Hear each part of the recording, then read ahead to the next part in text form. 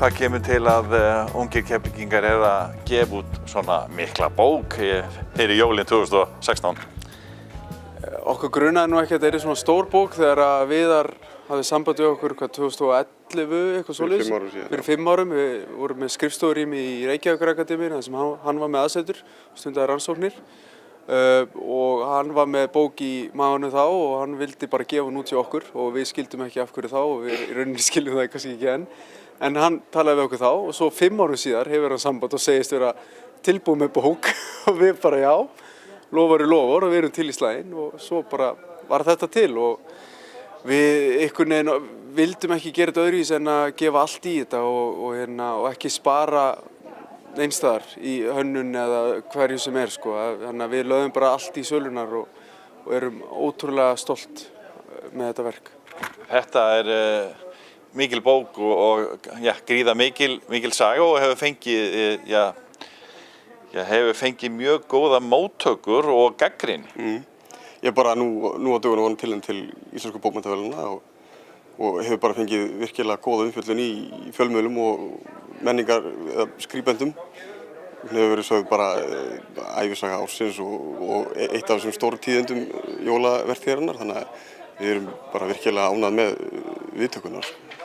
Það er ekki hægt að segja að þið hefði verið mjög áberandi svona í samfélaginu hér á Suðurnesjum eða viðskiptalífinu, þannig að þið eru komið sumum á óvart með þessu. Hvað getið þið sagt mér um það? Eru þið búin að vera að gefa út fleiri bækur?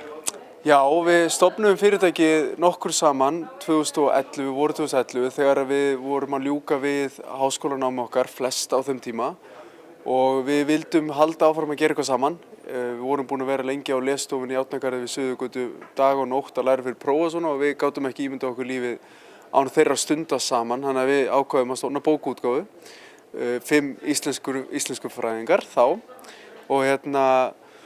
og byrjuðum bara af krafti, gáum út endurútgáfum bók sem var nú alveg mikið í fjölmiðlum líka og birtist meðal annars viðtal við okkur í Víkurfréttum þá, mjög gaman að rifja það viðtal upp og þetta hvað er þetta ekki?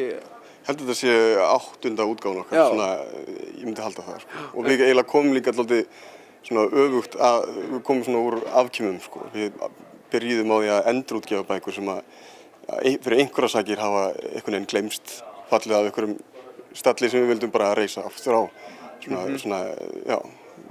Og það var kannski svona fyrstu verkin okkar sem að svo með hverju verki hefur verið að svona stökkva á næsta þrep þangað til að við fórum eiginlega í 3 stökk í þessa útgáfu hérna Jón lærða sko, hans Viðars. Við erum hérna í bókasafni Reykjanesbæjar og vorum líka að hlusta og upplestur úr bókum Birki Baldvinsson, einn mesta businessmann Íslands fyrir og síðar. Er mikill business að vera í bókaútgáfu? Þetta er sko, við finnum fyrir því að við þurfum alltaf meira og meiri tíma fyrir hérna útgáfuna en við stofnuðum ekki þessa bókaútgáfu út af því að ætlum að fara í business. Þetta er meira svona hugsjónastarfsemi sko. Og þessi útgáfa er nú ekki ódýr. Þetta er bara mjög dýr framleiðsla og við, eins og ég sagði þá spurðum við hvergi, hvort sem er í hönnun, við völdum bara uppáhaldsbóka hönnuð okkar og spurðum fólk á götu hver er besti prófarkalesari landsins og bara, já, riðum hann og þetta var svona, og sumir myndu segja að það væri klikkun og sumir hafa sagt að við varum brjáluð, svona lítið forlag eða svona miklu peningi í eina bók og svona einhvern veginn veðja á einn hest bara, en ég held að einmitt gagnrýni og umfjöllun hefur sýnt það að þetta var bara, við trúðum á þetta verk og það... Við hefum bara ekki getað búið öðruvísi þessa bók, þetta verk hans Viðars öðruvísi sko, annars værum við ekki að mæta hans metnaði í rannsóknum og skrifum, við þurftum að mæta hans metnaði.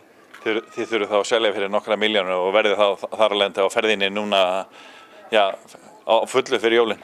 Já, við viljum selja þessa bók sko, en það er til að sjálfsögðu, en það er líka við viljum koma henni til sinna, til áhugasamra.